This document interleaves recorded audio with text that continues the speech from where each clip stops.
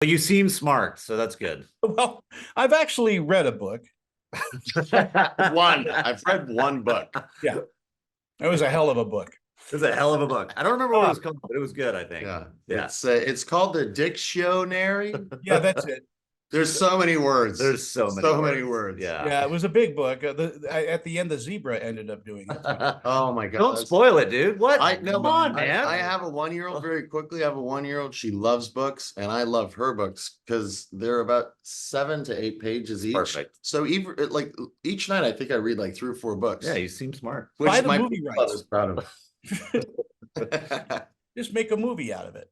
Yeah, Hey, exactly. you guys work and know with one of my best friends, Dean Devlin. No way. Of course, we spent years working with him. Yeah, from Stargate and Independence Day, Yeah. Whatever. Resurgence. Yeah.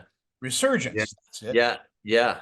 Yeah, Dean's a cool guy. I just love He's a him. really cool guy, and man, what a successful dude, and what a great career he's had. He's a really nice guy. Yeah, we had a good time working with him and Roland. Did you know that his mother was in a Star Trek episode? No, like back in the day, like with OG. Captain Kirk. TOS, yeah. Yeah, she Wow. was an empath when Scotty was accused of murder. There. Amazing. Yeah. Okay. Now let's talk about French. Great interview, man. This is it. That's it. Let's get out of here. This is great. Man, first of all, congratulations on French Girl. Thank you. Do you enjoy writing comedy?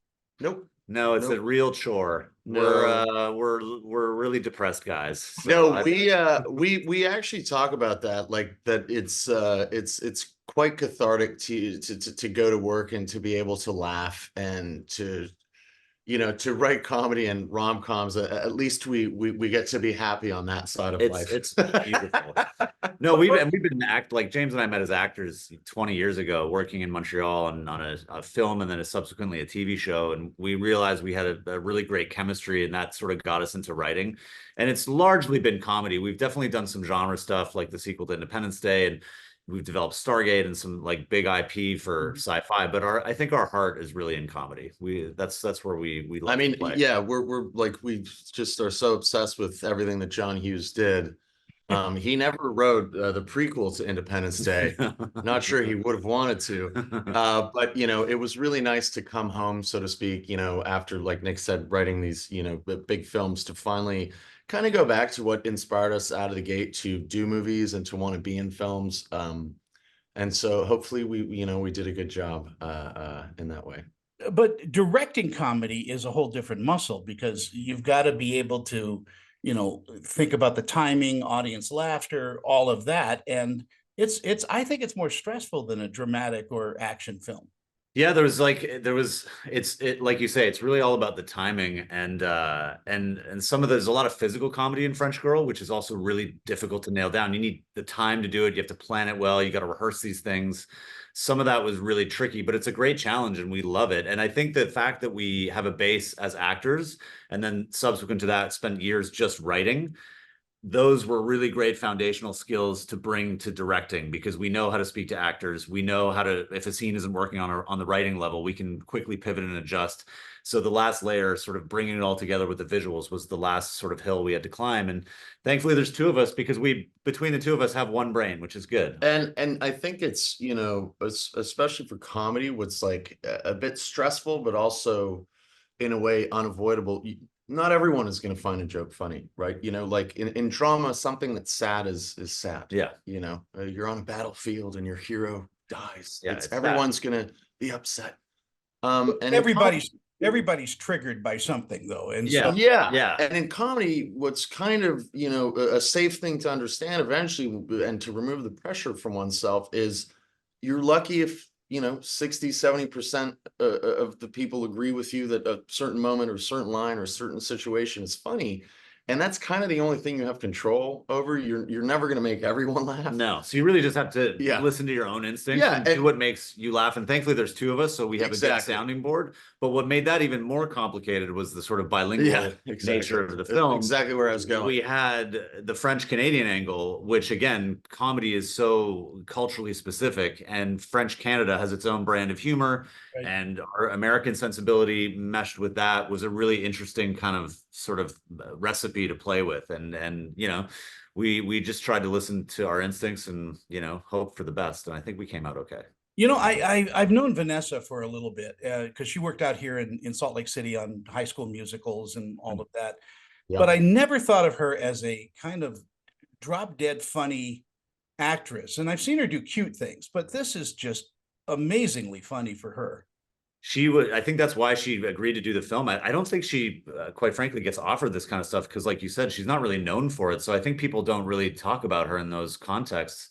But for us, it was like a no-brainer, and we just clicked immediately with her. And I think she just relished the idea of playing this sort of delicious villain, so to speak, because it's not something she gets to do very often. And we had a blast with her, and we gave her all the latitude. We said, like, go big, go, let's push it. And she was just a dream to work with, honestly. And she gets to sing in the movie. Yeah, which was a very interesting Yeah. thing to tell Vanessa Hudgens. Can you sing like you mean it, but a little badly? Yeah. What a weird direction. And she's like, yeah, She knew exactly. I think I got it. Yeah. And then on the day she did it, and we're like, Yeah. you Jedi. Yeah. Like, this is exactly perfect because Yeah. it sounds great with a hint with of a hint not. of crap. But she's such a musician, and it's great. She has a musician's brain, and it's fun to watch her act because she's very, very technical. But you know, it's just that she's so she's so good with rhythm and timing, which, again, as you said earlier, is intrinsic in comedy. And I think her musician's brain really translates very well to comedy. Yeah. And with the cast that you have, though, I mean, did you allow some riffing, you know, going off script a little? No, we would literally beat them if they went off script. No, of course, that was actually one of the things that, you know, when you're talking to the Fichtners of the world, Yeah. and obviously Zach Braff and Vanessa Hudgens, but just as much the Quebec cast, right? Our French Canadian actors are literally movie stars in the province of Quebec. You know, it's an isolated market, so they really nurture their talent and they celebrate their talent. But you know, the conversation that we had with each and every one of them is like, look, we come from a background as actors where our favorite thing was to be given that latitude to explore, you know, the character and to, you know, try and put our own fingerprint on it. So it was really important for us to reciprocate that and openly invite everyone to do that. And thankfully they bought in, and every day we would, I say the global we would come up with little miracles that weren't on the page, that these artists would bring. And, through the safety net of being allowed to do that. And, I think it takes a while to get into that comfort zone, but very quickly they trusted us and they bought into that system. And it's on screen. We have little magic moments that literally were inspired in the seconds before we yelled action. Yeah. It's our job to create an atmosphere where they feel safe and they can play and they can make mistakes, and that's okay. And I think that's the only way you're going to get good comedy, is if everybody feels safe and trusted. Yeah.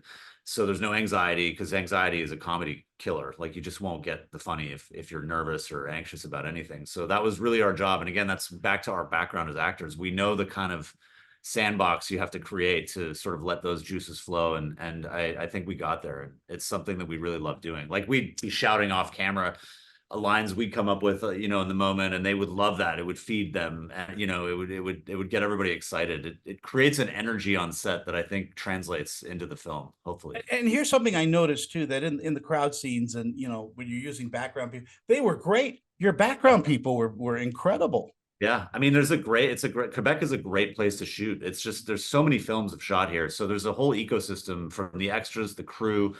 Everybody here is just incredible. And if we shoot every movie we ever made in Montreal for the rest of our lives, we'd be happier than a pig in poop. Well, it's William Shatner's birthplace, so it is, which hey, he's Shatner Hall. Shatner Hall is just up the street at McGill University. Well, let's meet there for coffee. Yeah, absolutely. Beam me up, man. And yes, Montreal is a character in this. I mean, the way you shot it was like not Montreal, well, Quebec City. Yeah, Quebec City is the sort of city we shot in Montreal, and also 12 days in Quebec City, and then a couple days in New York. But the story takes place in Quebec City, which we just with Anders Bard, who produced the movie with Valerie Doté.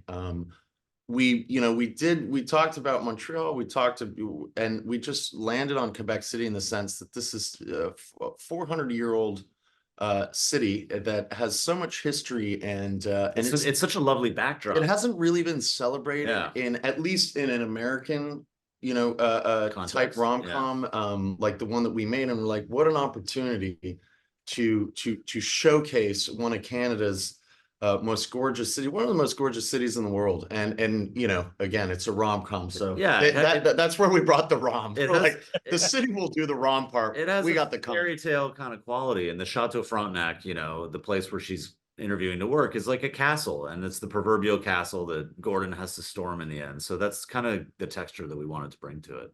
And it's just a twisted little love story, and it's just a lot of fun. I don't want to give anything away on this because it's just such a cute film. We know the story, Mr. Toscano.